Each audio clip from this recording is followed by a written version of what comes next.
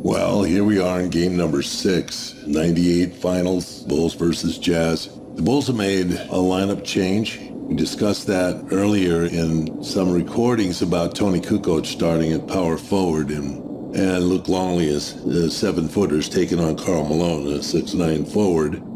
Karl Malone in game number 5 had a terrific game.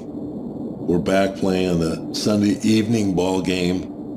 The owner, Miller, can't go to these games. As a devout Mormon, he's not at these games. He's watching it somewhere at home. We run here a little program called Outside Cut by the Guard, called a fifth side as a signal for it, just to see how Scotty's going to be played and how he's doing. He scores on the play immediately right off the bat. Obviously, here they come right back to their favorite play, which is Karl Malone in the post, power basketball. Cross screen or rip screen, those will be the two things you'll see most of the time in this exhibit of Jazz offense.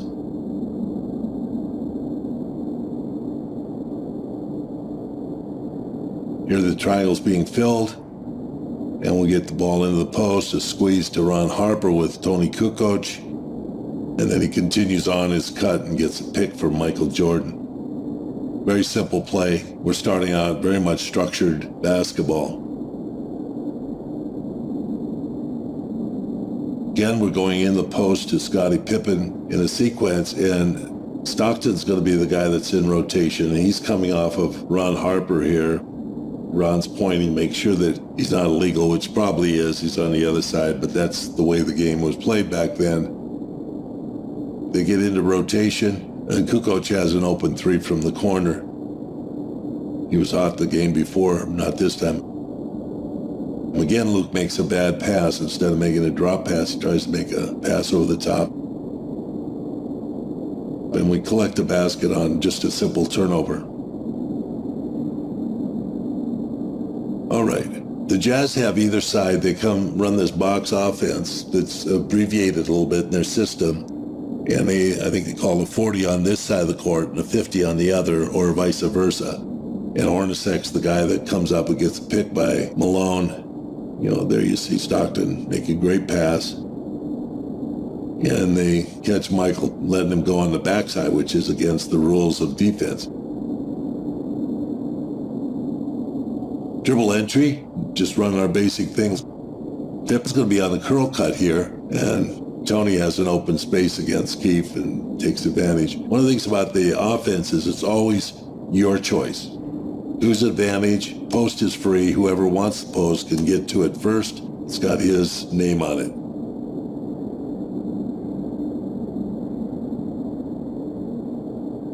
Here's the rip screen I was talking about before. The 40 series, Hornacek picks Karl Malone. This is going to be done often, on and on, during the course of this game.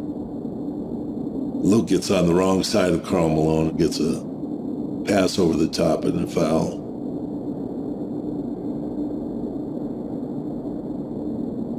We have post-up opportunities with Ron Harper with Stockton. You can see how hard Stockton fights. Strong legs, able to physically be a pretty good defender even at 6'2", 6'3".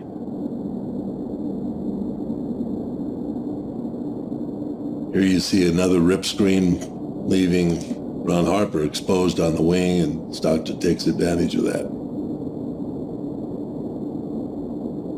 Here's another example for the Jazz defensively setting up Karl Malone. cross pick effort. Now we're up screen. We saw where Horny was going up and set the back screen on Malone's man. Now he set the cross pick on Luke Longley. We want him to push over the top. Don't let Carl go baseline. He's very difficult. You can see how deep Stockton takes the ball here. That's also an issue. But now you can see the depth of this play. Hornacek flips back. He got a number of options. Comes back around off of this. Sometimes he gets that shot. Sometimes a three-point shot. Now they're going to run their little squeeze action, as we call it.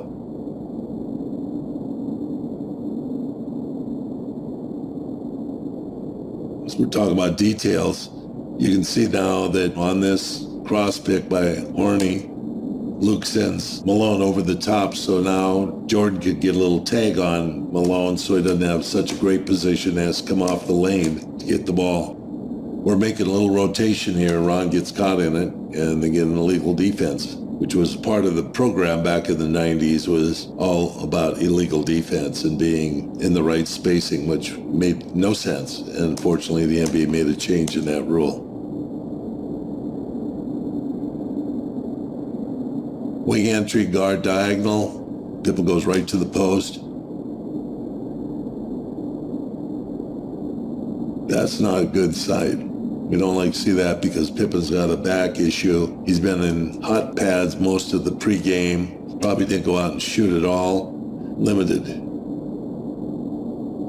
They're getting organized here, and it's going to be a screen roll. They run screen rolls quite often, but not as often as you see in games this day and age. Ron goes underneath, which is dangerous.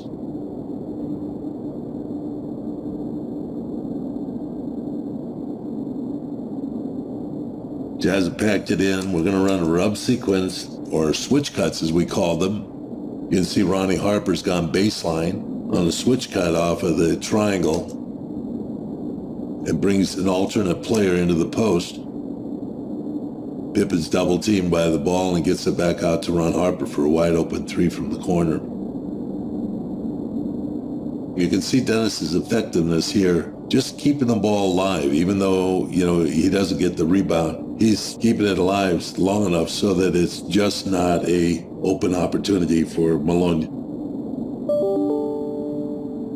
Here's a wing entry, and we're just setting up, trying to take advantage of what we call a solo. And Pippen's got advantage player. We get the ball swung, and, as they're starting to get into rotation, Tony just challenges them to take away. We always talk about direct line basketball.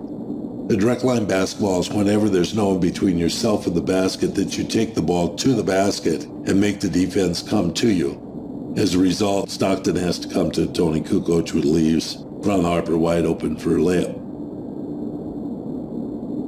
That's the most basic fundamental of basketball as we teach it, is direct line. This is kind of an interesting sequence here. I'll run it just for your Rio editing pleasure. In the process of chasing this rebound down, Dennis Rodman spends too much time on the ball. He's running with Antoine Carr here, and it ends up that he can never get back to Karl Malone, and Karl Malone with Tony Kukoc guarding him is not a fair matchup. And you can see there, Karl's got a leg up Tony's butt, holding him off. And they're going to exacerbate this whole defensive situation, which causes illegal defense. And the illegal defense call, which is kind of a minor point, but you can see Michael come over and talk to Dennis Rodman and say, look, you can't leave him alone. You can't get messing around too much with the ball because Tony's not out here to guard Karl Malone. Here's the basic format with the Jazz. The Jazz like to cross out the wings. Horny comes off, and that sets up a situation where it's a very deep play. So they're way below the normal wing entry, which you'll see in a triangle is quite different than their wing entry, which is halfway between the baseline and the wing entry slot, which gives a direct line for a pass into Malone. We go on pass, and we get back into our rotation. They have, obviously Antoine Carr now in the ball game to try and take advantage of Tony, who's considered a lightweight to, a size player like Antoine Carr. It helped them out.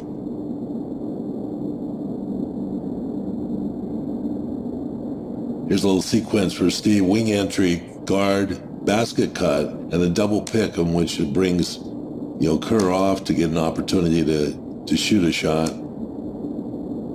Basic format, a lot of teams run it. Rodman clears the baseline, and now they go back to a squeeze.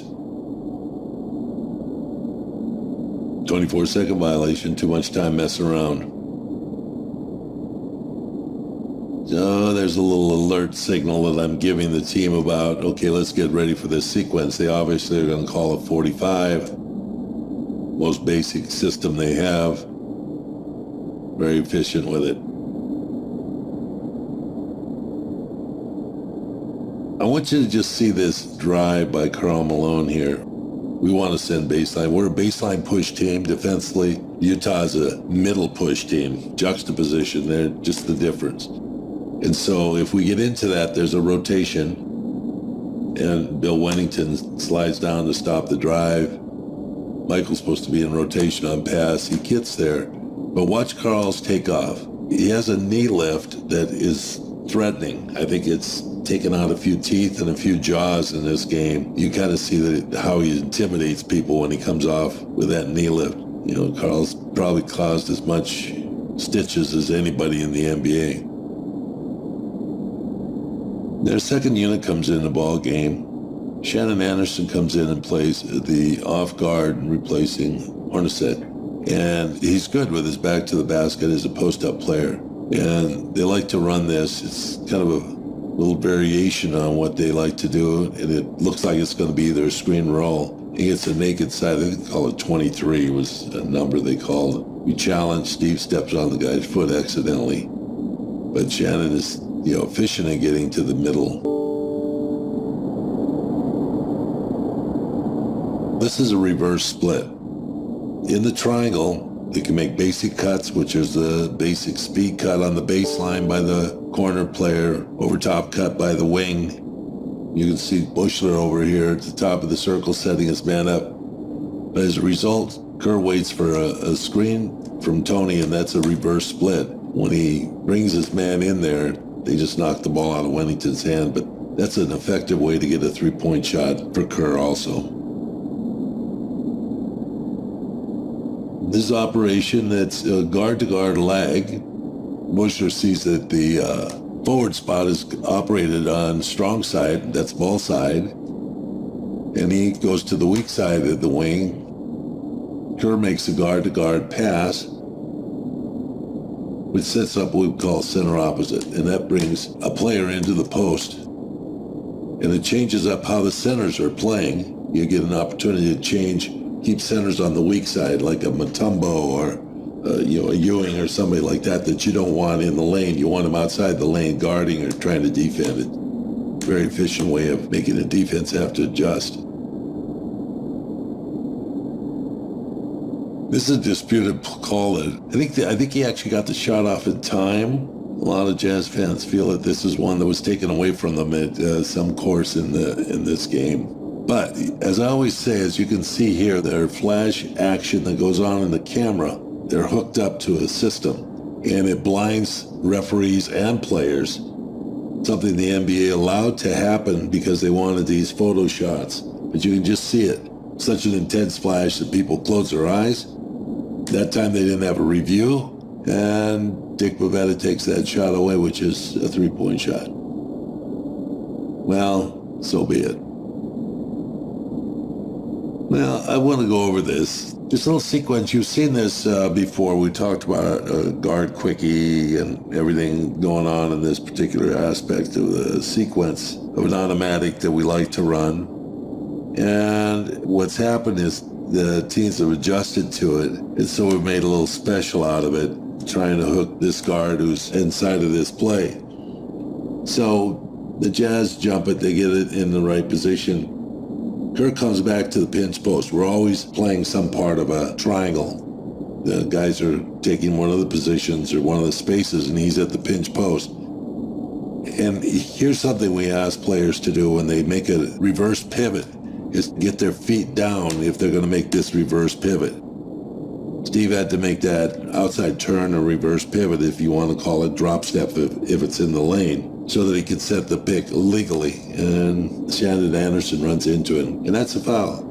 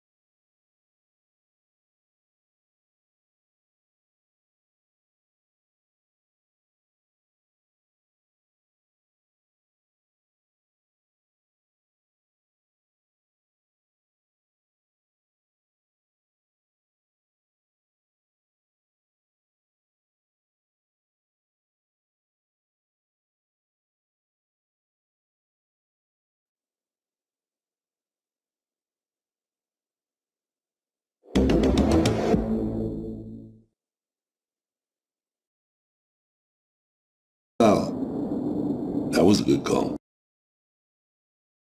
Sets up the triangle again. You can see Kerr's in the corner and Dennis at the post. He looks like he's coming out to set a pick, but he doesn't get there. And we'll go top of the circle, and Michael just feels the Russell just overplayed him a little bit, and he just reversed out. Tony's a really good passer. They trusted Tony as a passer.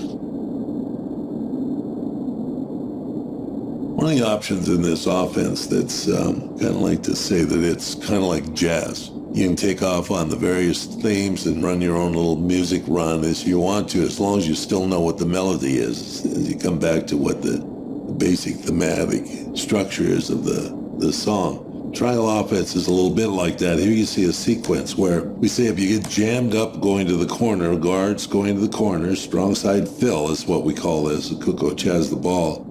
And there's a little bit of traffic element there. He's got the freedom to make a middle penetration drive. Harper extends out. Tony's able to get all the way through this mess and get to the basket. In NBA basketball, there's just fouls on every single play in the playoffs. It just becomes a matter of what's important, what's necessary to call for some of the referees. This is a basic jam. Russell's trying to jam up a move by Jordan, obviously, to try and come to the post. They're in a real duel now, physical duel. And Jordan not going to the post, he's using an outside activity.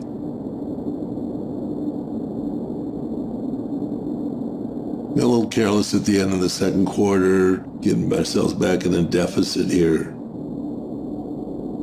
And trying to run the clock a little bit too much. And that ends the quarter. It ends a situation which we're okay. We're down 4, but we're not happy about the way we're playing. We're back on an offensive sequence in which we're going to, bring some people to post, see how Pippen's doing. He's got the ability to post up Hornacek and get back to some of our advantage. Let's talk about that a little bit. It's a little different than a drop step. We call this a rear turn using the pivot foot. Drop step's more in the lane. Tony's outside the lane when he makes this move. Pivot's a really important basketball. We've lost a lot about that in the recent years. Players doing a lot more on the dribble than using pivots. Jazz use a technique that's a bit different than most teams. Most teams want to play defense in front of their bench. The Jazz opt to play offense in front of their bench on the road. You get to make the choice when you're a visiting team.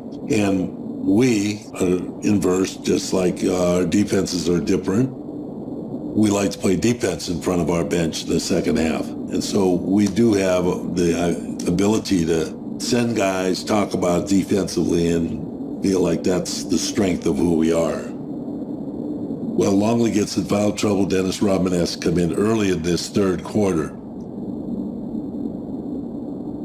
This is a sequence that kind of ignites a little bit of a conflict between Malone and Rodman. They try to outstrength each other. Dennis is a strong player. He's not as heavy as Malone. Malone's got him by a couple inches and probably 20 plus pounds. But here, normally, Carl might take an arm out or dislocate somebody's shoulder in that sequence, but Dennis is strong enough to withstand that. But it starts setting up this sequence. It's going to be a kind of a wrestling match on the court that's kind of a famous part of this ball game. Cross screen, outside cut by the guard. Tony sets a pick, gets knocked down. Michael makes a jump shot out of that sequence. It's a nice option between our offense.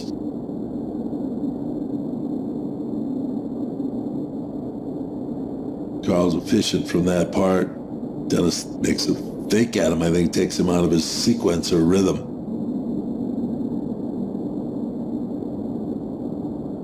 Here's one of those sequences that we talk about that's an interesting sequence that Malone operating on the inside, how strong he is in here. The interior passing of this team is phenomenal. In this sequence, obviously, it looks like it's going to be a rip screen by Hornacek, and instead Malone sets a pick on his man, and Hornacek just drops the ball down in. But Carl misses a shot, and then Dennis ties him up. Looks like it's a foul, but it starts at a grievance. Looks like we have pretty good sequence going on there, an isolation on the weak side after running the triangle. Michael loses control. But this sequence of players exposing the ball and taking away sets up this whole intrigue kind of thing that goes against Dennis Rodman and Karl Malone. You can see Karl, it's an isolated format here, the two of them, as they start going through this total sequence of takedown. And then as Malone runs by him, he's able to grab him by his ankle and foul on Dennis.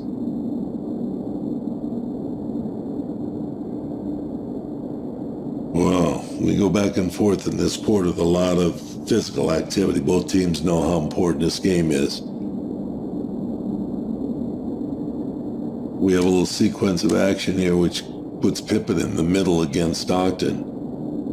And I think this is where he turns and makes that jump hook, and he's not right. Tweaked his back. Guard quickie.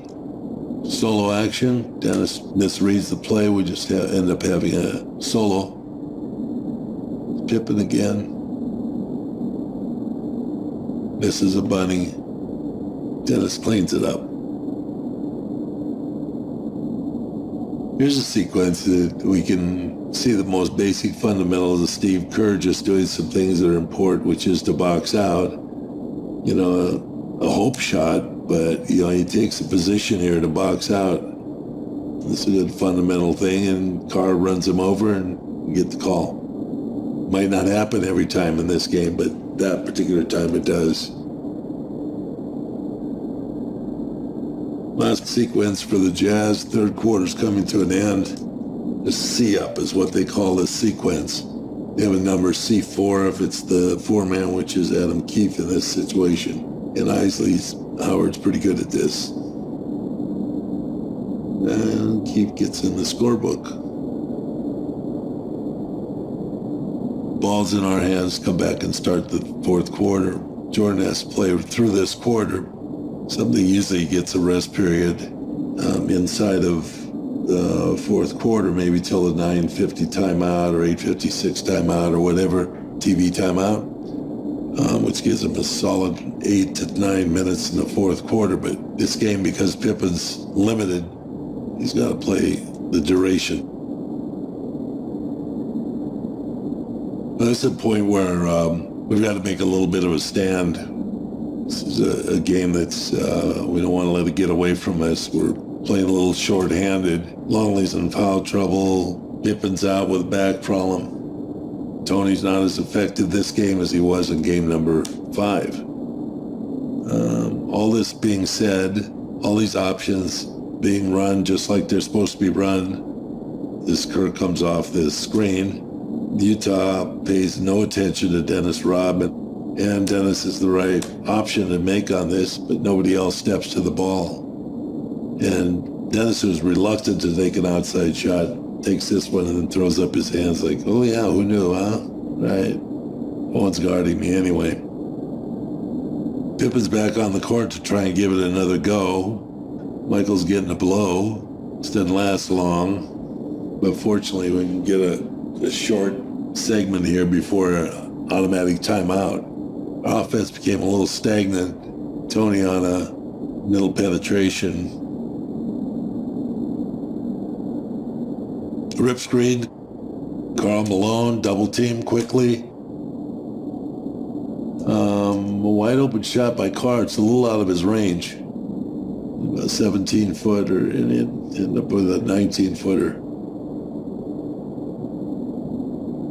Dribble entry, triangle, basic cuts by the guard in the wing. Here you see how Steve Kerr was manhandled in this series. You people that are fans, we ask everybody set picks. In fact, the Utah Jazz, Stockton is probably one of the best picking guards. Steve's asked to make this squeeze, and Malone just trashes him. 3-point shot put us back in the ball game.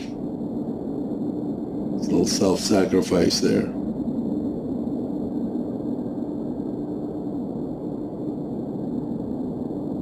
Cross pick by the Jazz, one of their favorite things to do. Dennis lets him go baseline, which is not good, but he's quick enough strong enough to hold him up.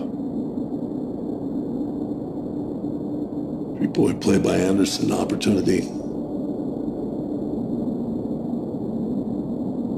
It's a rip screen. Just change it up. One of the things Karl did on this side of the court was he usually traveled when he made his pivot to shoot this shot. And he would step around rather than pivot around. You know, referees get so used to guys making their move. If you watch this, he just steps back around instead of making the subsequent pivot.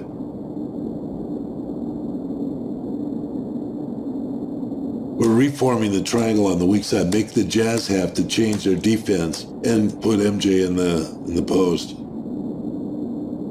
Nice pick by Pippen, even though he gets trashed on it. Jordan goes through the landmines again, finds where he wants to take a shot.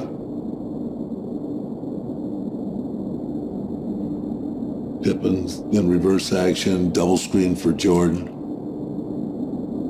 Talk to Michael about, at this point in the ball game, about just snapping his shot off instead of following through. He ended up having some issues about making shots at this time, and he was just kind of, I think, just too tired or something. I know you're tired, but just mention, follow through on your shot. Big play here by Michael after missing a shot. He's the last guy back, getting back on defense, even though there's a loose ball kind of comes out of this thing, a scrum.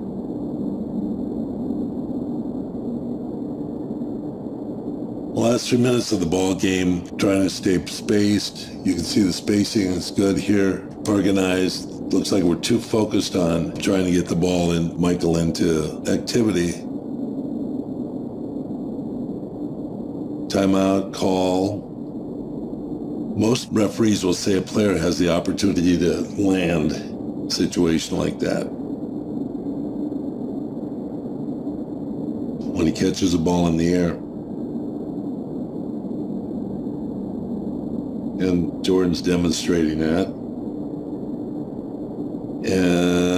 But to no avail. Rodman's chased back to the sideline by Hugh Hollins.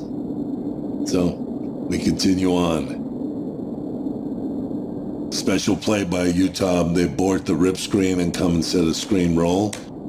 This time in the game, they have some specials, as all teams do, and Karl's a good shooter from distance here.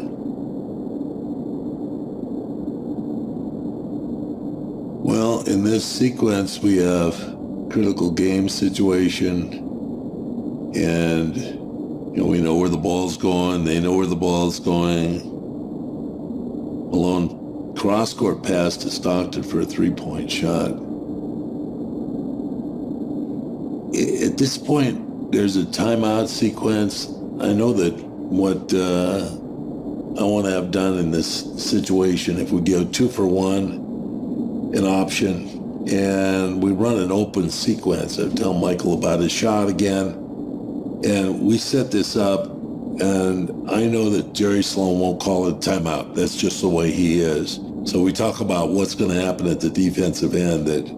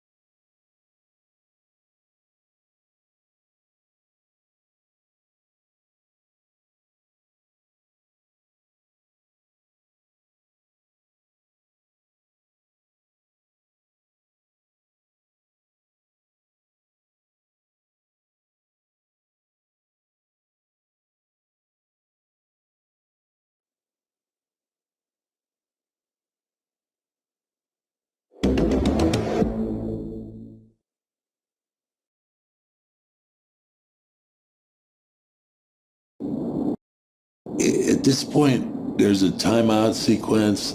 I know that what I want to have done in this situation, if we go 2 for 1, an option, and we run an open sequence. I tell Michael about his shot again, and we set this up, and I know that Jerry Sloan won't call it timeout. That's just the way he is. So we talk about what's going to happen at the defensive end. That we're going to run this sequence. It's going to be an open.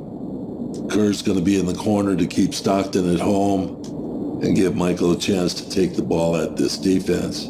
He does. And so now we're set up with, we know they're going to make a cross pick. And I tell Michael, you can come back, play this, double team, trap him, whatever it's going to be. This is their end game situation. You know they're not going to call a timeout. And he does, and the whole sequence works according to our favor. And we run the same sequence again and open. Dennis is supposed to come by and take a pick, leave the court open for the middle for Michael to have an opportunity to, competent to shoot that shot at that time.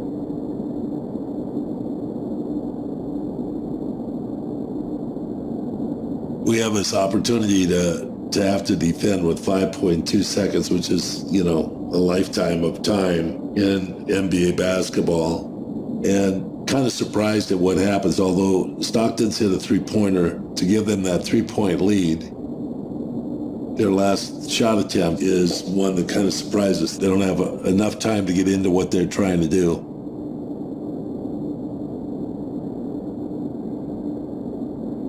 '98 finals is over. Bulls win another three-peat, and it's chaos. It's kind of a sigh that went up when Michael had that last shot. It was as quiet as a church on a Sunday night here in Salt Lake. It was very interesting. We had a celebration. It was on the court, obviously, because we're a visiting team.